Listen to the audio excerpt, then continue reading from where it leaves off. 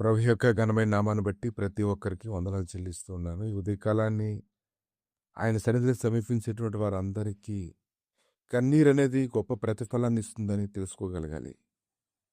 కీర్తన గ్రంథము 126 అధ్యాయము 5వ వచనం, కన్నీళ్లు విడుచు విత్తువారు సంతోషగానంతో పంట కోస్తున్నారు. లూకా సువార్త 7వ అధ్యాయం 38వ వచనం, వెనక తట్టు ఆయన పాదముల మీద నిలవబడి ఏడ్చుచు కన్నీళ్లతో ఆయన పాదములను తడిపి తన తల వెంట్రుకలతో తుడిచి ఆయన పాదములను ముద్దు పెట్టుకుని ఆతరు వాటిని పూసెను.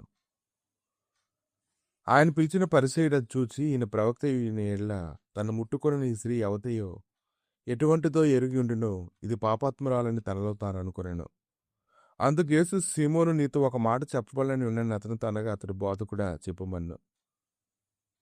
అప్పుడు యేసు, అప్పు ఇచ్చు ఒకనికి 2 రుణస్థులుండిరి. వారిలో ఒకడు 500 దేనారములు, మరి ఒకడు 50 దేనారములు అచ్చి ఉండిరి.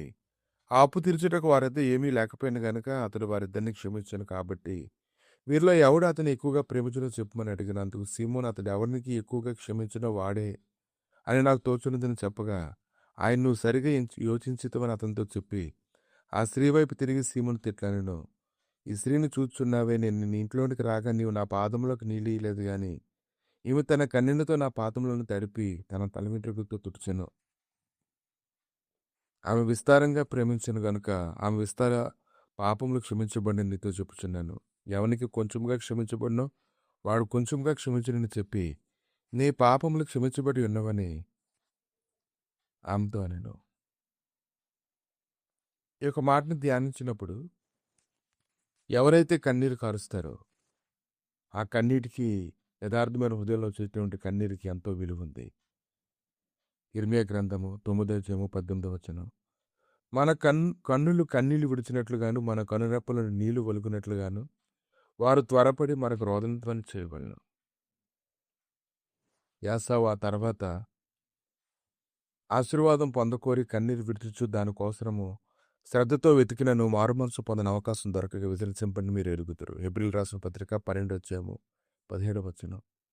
ఈరోజు మీకు దుఃఖం కలగాలని ఈ మాటలు చెప్పడం లేదు, కానీ మీ ఎలా నాకు నచ్చతకమైనటువంటి ప్రేమను మీరు తెలుసుకున్న వల్లని నిండు శ్రమతోనూ మనోవేదనతోనూ ఎంతో కన్నీరు విడుచుచు మీకు రాసేతనని 2 కొరింథీయులకు రాసినటువంటి పత్రిక 2వ అధ్యాయము 4వ వచనంలో అపోస్తలుడైన పౌలు అయితే మాట్లాడుతూ ఉన్నాడు. కనుక మన కొరకు కన్నీరు కార్చేటువంటి వారు ఎంతోమంది ఉన్నారు. ఎంతోమంది కొరకు మనం కన్నీరు కార్చాల్సిన అవసరం ఉంది. ఎంతోమంది బంధకాల్లో ఉండిపోయినటువంటి వారి కోసం మనం కన్నీరు కార్చినప్పుడు ఖచ్చితంగా ఆ యొక్క శ్రేష్టమైనటువంటి కన్నీటిని దేవుడు ఘనమైనదిగా ఉంచుతాడు. ఆయన సన్నిధిలో ఎవరైతే కన్నీరు కారుస్తారో ఖచ్చితంగా వారి జీవితంలో ఆయన గొప్ప కార్యాలు చేస్తారు. హెబ్రీయులకు రాసిన పత్రిక 5వ అధ్యాయం 7వ వచనం, శరీరధారి ఉన్న దినములలో మహారోదనంతోనూ కన్నీళ్లతోనూ తన మరణమును రక్షింపగలవానికి ప్రార్థనలను యాత్రలను సమర్పించి భయభక్తులు కలిగి ఉందని ఆయన అంగీకరించబడినాడు. ఆయనకి ఎందుకు అటువంటి శ్రమ కలిగింది? ఈ భూమి మీద అటువంటి పరిస్థితులన్నింటిలో అంత కన్నీరు ఉంటేనే కానీ మనం ప్రతికూలించి మనం తప్పించబడలేము. అయినప్పటికీ ఆయన కృపచేత ప్రతి విషయంలో తప్పిస్తూ ఉన్నారు. ఎంతోమంది కన్నీరు కారుస్తూ ఉన్నారు. ఆ కన్నీటిని దాటి ప్రభు అయితే వెళ్ళడం లేదు, కానీ ఆ కన్నీరు అంతటి తీసివేసి ఆనందగానం వారి జీవితంలో పెట్టడానికి ఆయన శక్తిమంతుడే ఉన్నారు.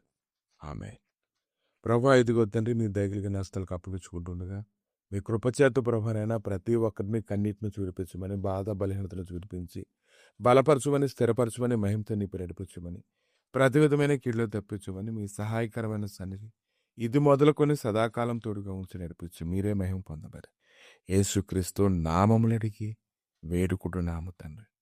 ఆమె